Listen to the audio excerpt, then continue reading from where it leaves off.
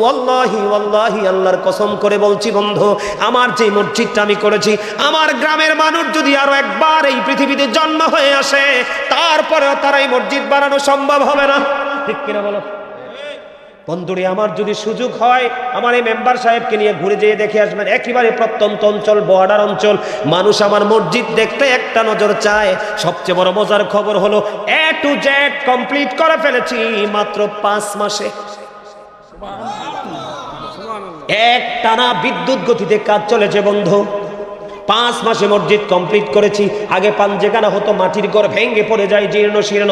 আমি কাজ ধরার পরে 5 মাসে কমপ্লিট করেছি। আগে 5 ওয়াক্ত হতো। আমি মসজিদ বানানোর পরে খতিব সাহেবকে নিয়োগ দিয়েছি, আমার গ্রামের মানুষও পছন্দ করেছে। বন্ধু বুঝানোর জন্য, বন্ধু আমার মসজিদ দিয়ে বানাইছি প্রায় 1.5 কোটি টাকা শেষ। আল্লাহ রাসূল এক সাহাবী অসুস্থ হয়ে গেল, নবীজি দেখতে গেলেন। নবীজি যখন দেখতে গেলেন, আল্লাহর হাবিবকে বললেন, ইয়া রাসূলুল্লাহ, ইয়া হাবিব আল্লাহ, নবী গো, প্রাণের নবী, আমার মনে হয় আমি আর পৃথিবীতে বাঁচব না। ইয়া রাসূলুল্লাহ, ইয়া হাবিব আল্লাহ, নবী গো, আমার মনে হয় নবী গো আমি আর বাঁচব না গো নবী। আমি বলতে চাই, আমার যতগুলো দৌলত আছে আমি সবগুলো দিনের জন্য খরচ করে দেব। আমার নবী বললেন, না না, তুমি সবগুলো খরচ করতে পারবে না। ইয়া রাসূলুল্লাহ, আমি যদি সবগুলো খরচ না করি তাহলে আমি অর্ধেক খরচ করব, আমি অর্ধেক দান করে দেব।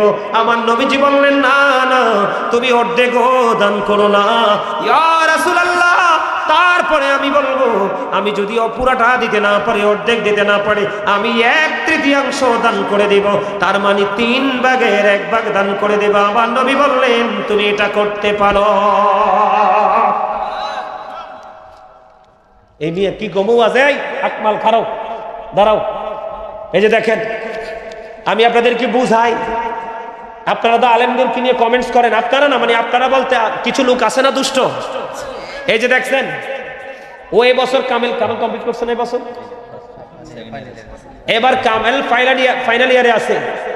আমার মসজিদের খতিব, আজকে কত তারিখ চলে? ডিসেম্বরের 3 তারিখ। তার মানে আমার মসজিদ যে উদ্বোধন হয়েছে এই 1 বছরে পড়লো। ডিসেম্বরটা শেষ হইলে কি হয়ে যাবে? 1 বছর পুরে যাবে। জানুয়ারির 5 তারিখে 1 বছর পুরে ফিরা হয়ে যাবে। গল্প শোনেন, বিরক্ত হয়েন না। আমি আমার ক্রেডিটকে, আমি এখনো বাসায় ভাড়া থাকি, মেম্বার সাহেব জানে, এখনো ভাড়া বাসায় থাকি, অন্যের বাসায়। গ্রামের বাড়ি যে বাড়িঘর ভেঙে পড়ে, মাটির ঘর, আমি এখনো অন্যের বাসায় ভাড়া থাকি। চট্টগ্রাম থেকে আমি যখন মসজিদের কাজ ধরছি, চট্টগ্রাম থেকে আমার এক পাগল ভক্ত আমাকে ফোন দিয়ে বলল, হুজুর, আমি তো জানি আপনি ভাড়া ঘরে থাকেন, কিন্তু আপনি ঘর না বানাইয়া মসজিদ বানাচ্ছেন যে। বন্ধু আমার স্পষ্ট মনে আছে রে বড় মাসিমপুরের আমার ভাই বাবারা, শক্ত হইও না, কঠোর হইও না, এইখান থেকে শিক্ষা নেওয়ার আছে রে। আমি তখন আমার এই চট্টগ্রামের ভক্তকে বলেছিলাম, আপনি বলেছেন সত্য কথা, একেবারে বাস্তব কথা বলেছেন, কিন্তু তার চাইতেও চরম বাস্তব হলো আমি ভাড়া ঘরে থাকলেও মরণ হবে রে। আমি যদি ভাড়া থাকি সেখানেও আজরাইল আসবে, আমি যদি নিজে দালান বানাইয়া সেখানে থাকি সেখানেও আজরাইল আসবে। বন্ধু আমি যেদিন জানতে পারলাম এই পৃথিবীর বুকে যদি বন্ধু 1 কোটি মানুষ মিলে একটা মসজিদ বানায়, 1000 মানুষ মিলে যদি একটা মসজিদ বানায়, 100 মানুষ মিলে যদি একটা মসজিদ বানায়, আমার নবীজি বলে দিয়েছে বন্ধু, কাল হাসরের ময়দানে ইন্তেকাল করার পরে তোমরা জান্নাতের দিকে নজর দিয়ে চাইয়া দেখবা, আল্লাহ রাব্বুল আলামিন আল্লাহর কুদরতি হাতে তোমাদের জন্য স্পেশাল ভাবে ঘর তোমাদের জন্য বরাদ্দ দিয়ে দিবে। এই পৃথিবীর বুকে যতগুলো মানুষ মিলে এই মসজিদটা বানিয়েছো, সবার এই মালিকানা আছে। তোমরা সবাই সেদিন জান্নাতের মধ্যে আল্লাহর দেওয়া এই ঘর, স্পেসিফিক ভাবে ভিআইপি ঘরের মধ্যে তোমরা পৃথিবীর বুকে যারা মসজিদ বানিয়েছো তোমরা সবাই থাকবে। আল্লাহর হাবিব বলেছে, আলিশান বড় মসজিদ বানাতে হবে এমনটি নয়, বড় দালান বানাতে হবে এমনটিও নয়। তোমার সক্ষমতা যেমন, মাটি দিয়ে বানাও মসজিদ, টিনের বেড়া দিয়ে বানাও মসজিদ, দালান বানাও মসজিদ, ছোট বানাও মসজিদ, বড় বানাও মসজিদ, তোমার জন্য জান্নাতে ঘর বরাদ্দ হবে। বন্ধু ওয়াল্লাহি ওয়াল্লাহি আল্লাহর কসম করে বলছি বন্ধু, আমার যে মসজিদটা আমি করেছি, আমার গ্রামের মানুষ যদি আরো একবার এই পৃথিবীতে জন্ম হয়ে আসে, তারপরেও তারা এই মসজিদ বানানো সম্ভব হবে না। ঠিক কিনা বলো? বন্ধুরে আমার যদি সুযোগ হয় আমার এই মেম্বার সাহেবকে নিয়ে ঘুরে যেয়ে দেখে আসবেন, একেবারে প্রত্যন্ত অঞ্চল, বর্ডার অঞ্চল, মানুষ আমার মসজিদ দেখতে একটা নজর চায়। সবচেয়ে বড় মজার খবর হলো A to Z কমপ্লিট করে ফেলেছি মাত্র 5 মাসে। এক টানা বিদ্যুৎ গতিতে কাজ চলেছে বন্ধু। 5 মাসে মসজিদ কমপ্লিট করেছি। আগে পাঞ্জেখানা হতো, মাটির ঘর ভেঙে পড়ে যায়, জীর্ণ শীর্ণ। আমি কাজ ধরার পরে 5 মাসে কমপ্লিট করেছি। আগে 5 ওয়াক্ত হতো। আমি মসজিদ বানানোর পরে এই খতিব সাহেবকে নিয়োগ দিয়েছি, আমার গ্রামের মানুষও পছন্দ করেছে। বন্ধু বুঝানোর জন্য, বন্ধু আমার মসজিদ দিয়ে বানাইছি প্রায় 1.5 কোটি টাকা শেষ। কিন্তু আমার মধ্যে বিন্দু পরিমাণ কোনো দুঃখ, বিন্দু পরিমাণ কোনো টেনশন আমি ওপেনলি এত সুন্দরভাবে জোরালোভাবে কোনোদিন মসজিদ বানানোর পরে বলিনি। আজকে আপনাদেরকে শেখানোর জন্য, বোঝানোর জন্য বলতেছি বন্ধু। 5 মাসে মসজিদ কমপ্লিট করে ফেলেছি, জুমা চালু করে দিয়েছি। এই খতিব সাহেবের দায়িত্ব আমার হাতে, খতিব সাহেবের দায়িত্বটা আমার হাতে, আর 5 ওয়াক্ত হুজুরের দায়িত্ব পুরো গ্রামের মানুষের উপরে। তারপরে আমার গ্রামের মানুষ এই 12 মাসে 60টা পাল্টাইছে হুজুর।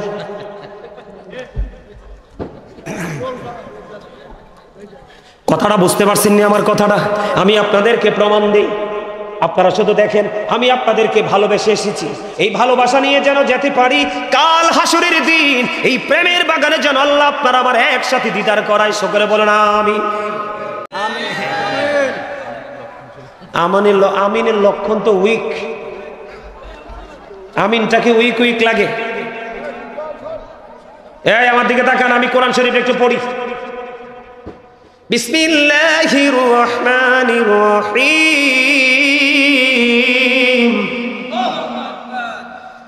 আল্লাযীনা ইউমিনুনা বিল গায়বি ওয়া ইউকিমুনাস সালাতা ওয়া মিম্মা রাযাকনাহুম ইউনফিকুন। আল্লাহ রাব্বুল আলামিন সূরা বাকারার 2 নম্বর আয়াতে স্পষ্ট করে বলে দিয়েছে, খেয়াল করবেন।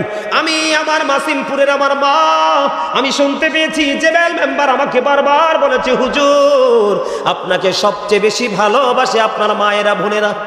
কারণ আমি আমার মাকে পৃথিবীর, আমার রাসূলের পরে পৃথিবীর যদি কোনো মানুষ আমার কাছে ভালোবাসার থাকে সেটা হলো আমার মা। আমার মায়ের চেহারা যদি আমি কখনো বন্ধু মলিন দেখি আমি পাগল হয়ে যাই, মনে হয় যেন আমার পৃথিবীটা ছোট হয়ে আসছে, না আমার বড় সম্পদ আমার কাছ থেকে হারিয়ে গেছে। প্রতিদিন প্রতিনিয়ত মাহফিলে চলায় সব যাবে আল্লাহর কাছে বলি, আল্লাহ আমার মাকে এত বেশি হায়াত দিবা আমি যেন আমার মাকে আমার চোখের মনি করে রাখতে পারি। আমার বাবা এখনো আছে, আমার মা বাবা এখনো স্ট্রং। সবচেয়ে বড় মজার খবর, শিক্ষা নেন। এরে যুবক, তোমরা সবাইকে বলি বিয়ে করার পরে 10,000, 15,000, 20,000 টাকা চাকরি করো, মাকে খাওয়ানোর ডরে বউ নিয়ে আলাদা হয়ে যাও। আমি বন্ধু, তুমি আমার ইতিহাস খুঁজে দেখো, আমি গাজী সুলাইমান কেমন মানুষ। তুমি এখনো পর্যন্ত মসজিদের ইমামতি করার হাদিয়া, মাহফিলের হাদিয়া, মিলাদের হাদিয়া যতটুকু দেয় আমি আগে নিয়ে আমার মার হাতে দেই। ওই যে এই পৃথিবীর ছোট্ট বাচ্চা যেমন একটা চকলেট মার কাছ থেকে খুঁজে নেয়, 500 টাকা মার কাছ থেকে খুঁজে নেয়, মা 100 টাকা দেন আমার একটু দরকার আছে বন্ধু। আমি সেই ছোট্ট বাচ্চা। গত কয়েকদিন আগে বড় একজন আলোচক আমার আম্মা একটা দাওয়াতে গিয়েছিল। তো যাওয়ার পরে আমার আম্মা বলতেছে, আমার মা, আম্মা বললে আমার কাছে মায়া লাগে না, মা মনে হয় যে বড় মধু। আমার মা বলতেছে আমাকে তাড়াতাড়ি বিদায় দাও। কয় কেন? কয় বিদায় নিতে হবে, আমার ছেলেটা মাহফিলে চলে যাবে, তাকে কিছু টাকা দিতে হবে। ওই হুজুরের ওয়াইফ নাকি আমার মাকে প্রশ্ন করেছে, আন্টি আপনার গাজী সুলাইমান কি এখনো সেই ছোট্ট? আমার মা নাকি তখন উত্তর দিয়েছে, আমার ছেলের মতো ছোট আমি মনে করি দুনিয়া তার কেহ নাই। এত সুন্দর প্রেমের খবর শুনে সুবহানাল্লাহ বলতে পারলেন না? আমার 1 টাকা লাগলে আমি মাত্রে খুঁজে এনে খরচ করি। আমি চাইলে আমার মতো করে কি করতে পারি? আমি যদি আমার মায়ের কদমে সারা পৃথিবীটাও দিয়ে দেই, মায়ের ঋণ শোধ করতে পারবো না? পারবো? বন্ধুরে আমার দিকে তাকান। একজন পাগল মানুষ, একজন পাগল, তার মা অসুস্থ, কিন্তু মায়ের স্বপ্ন হলো খানায় কাবা সে তাওয়াফ করতে হবে। মা হাঁটতে পারে না, মা চলতে পারে না বন্ধু। মায়ের পাগল ছেলে 1 বছর 2 বছর নয়, 7 বছর বন্ধু মাকে কাঁধে করে মাকে কাঁধে নিলেন, 7 বছর পর্যন্ত কাঁধে করে করে মাকে খানায় কাবা তাওয়াফ করালেন।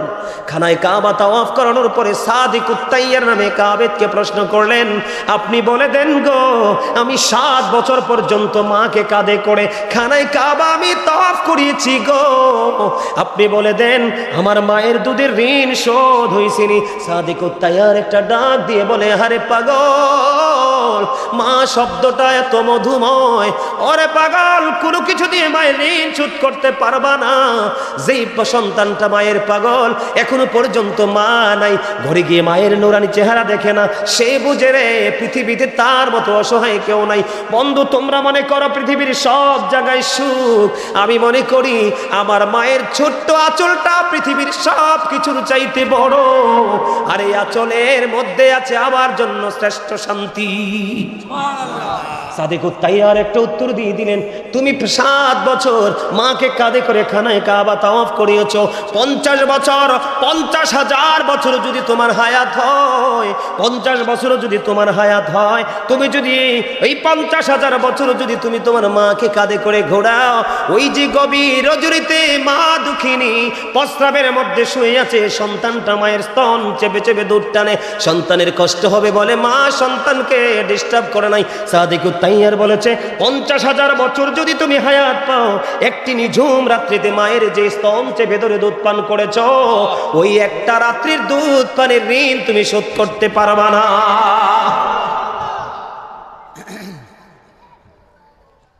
আল্লাহ রাব্বুল আলামিন বলেছে, বন্ধু কোরআন শরীফ খুলে দেখলাম, আল্লাহ বলেছেন সাবধানী ওরাই, ইমানদার ওরাই, মুমিন ওরাই। হুজুর কারা গো সাবধানী, কারা গো মুমিন, কারা গো ইমানদার? আল্লাহ বলেছেন সাবধানী ওরাই কারা? যারা অদৃশ্যে বিশ্বাস করে, সালাত কায়েম করে। সবচেয়ে পরের খবরটা হলো আমিম্মা রাযাকনাহুম ইউনফিকুন।